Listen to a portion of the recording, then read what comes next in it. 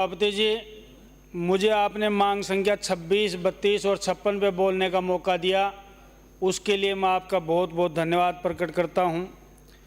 सभापति महोदय, यहाँ पर युवा खेल और उद्योग के बारे में चर्चा हुई आज पूरे दिन से। हर व्यक्ति ने अपने अपने हिसाब से युवा को खेल को परिभाषित किया, उद्योग के बारे में अपनी आवश्यकताएं और वर्तमान में जो चल रहा है उसके बारे में बताया। लेकिन हमारे शेखावाटी में युवा की परिभाषा कुछ अलग होती है।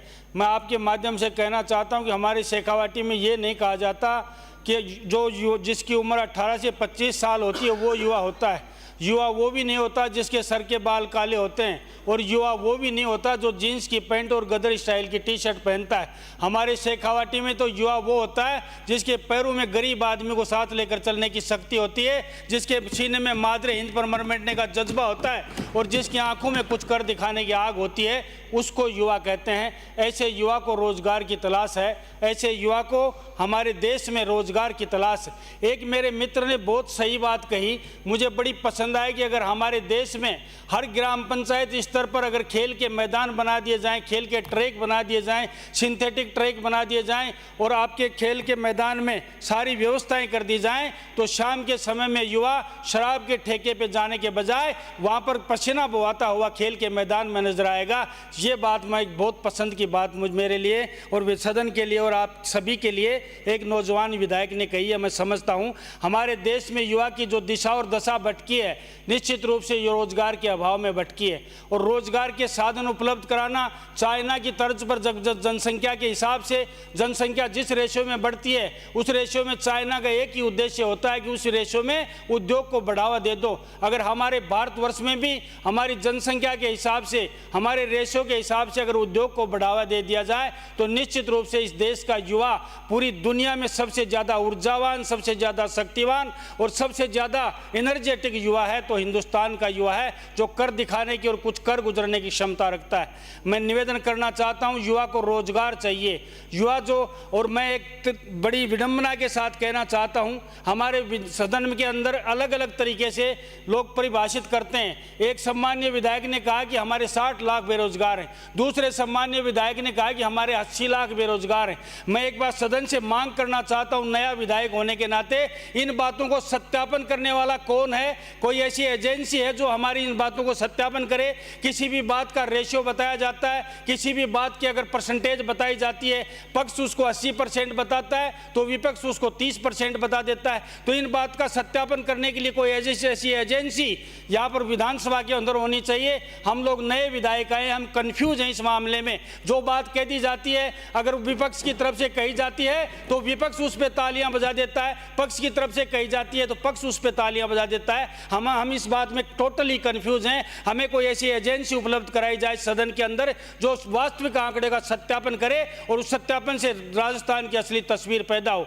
मैं निवेदन करना चाहता हूं, आग्रह करना चाहता हूं, कई बातों का कंफ्यूजन हमारे 7 महीने में हुआ है, लेकिन मैं आज जो विषय से भटकने के लिए क्षमा चाहता हूं। मैं निवेदन करना चाहता हूं मेरे खेतड़ी के बारे में, विशेष रूप से खेतड़ी कोई राजस्थान या हमारे जिले की विख्यात तहसील नहीं है। खेतड़ी अंतर्राष्ट्रीय स्तर पर एक विख्यात तहसील है, क्योंकि एशिया का सबसे बड़ा अगर कोई तांबा संयंत्र है तो वो खेतड़ी के अंदर है, और खेतड़ी के अंदर आज भी 200 वर्ष का तांबा सुरक्षित है। अगर जिस गति से आज खनन हो रहा है उस गति से अगर खनन चालू रखा जाए तो 200 वर्ष तक का तांबा हमारे खेतड़ी के अंदर है। अगर उस हमारे HCL हिंदुस्तान कॉपर लिमिटेड के प्रोजेक्ट को सुचारू रूप से चालू कर दिया जाए, जिसमें एक वक्त के अंदर 12,000 कर्मचारी होते थे और उसके पीछे 60,000 लोग पेट पालन करते थे। अगर 12,000 कर्मचारियों की वो स्थिति दोबारा आ जाए, आज मुझे दुर्भाग्य के साथ कहना पड़ रहा है, उस 12,000 कर्मचारियों की जगह मात्र 500 कर्मचारी वहां पर काम करते हैं, बाकी सब ठेके पे दे चुके हैं। और सब लोगों ने कहा कि स्थानीय लोगों का रोजगार होना चाहिए। जो भी संयंत्र हो, चाहे वो राष्ट्रीय लेवल का हो, चाहे प्रदेश लेवल का हो, चाहे स्थानीय लेवल का हो, उसमें स्थानीय और लोकल लोगों की जब तक भागीदारी तय नहीं होगी, मैं समझता हूं निश्चित रूप से प्रतिभाओं का अपमान होगा। मैं उद्योग उद्योग मंत्री जी से कहना चाहता हूं, हमारे यहाँ पर अगर HCL के प्रोजेक्ट को पूर्ण रूप से विकसित कर दिया जाए तो खेतड़ी की बेरोजगारी संपूर्ण रूप से खत्म हो सकती है।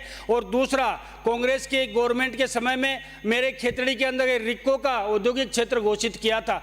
चुनाव के जस्ट 6 महीने पहले सिर्फ वोटों की राजनीति और चुनाव की रणनीति के तहत एक जगह जमीन को बोर्ड लगा के RIICO लिख दिया और 2 जगह बोर्ड लगा दिया कि रिक्को इंडस्ट्रियल एरिया इतने किलोमीटर, रिक्को इंडस्ट्रियल एरिया इतने किलोमीटर। आज तक ना वहाँ पे भूमि आवक जरूर हुई है, लेकिन लैंड एक्विजिशन पूरा होके उसके बाद ना कोई NOC की कार्रवाई की गई है। सेंट्रल की एनवायरमेंट NOC आना बाकी है। मैं उद्योग मंत्री जी से निवेदन करना चाहता हूँ, रिक्को के अशोक नगर के अंदर जो हमारे रिक्को एक प्रोजेक्ट आया है, उसकी अगर सेंट्रल से NOC दें तो मैं समझता हूँ वो प्रोजेक्ट हमारे देश के लिए लाइफ लाइन शुरू हो सकती है और लाइफ लाइन बन सकती है।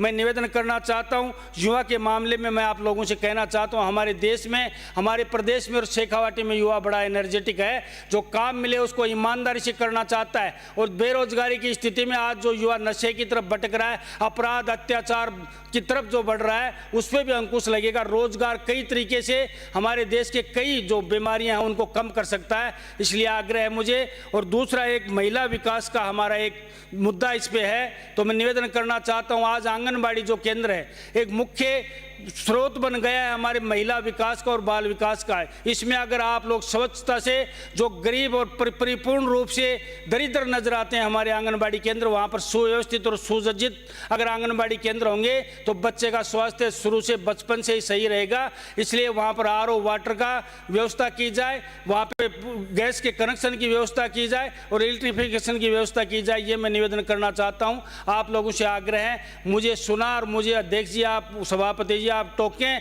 उससे पहले ही मैं अपनी बात समाप्त करने का प्रयास करूंगा। पुनः एक बार मुझे मौका दिया उसके लिए आपको बहुत बहुत धन्यवाद। सबको राम राम।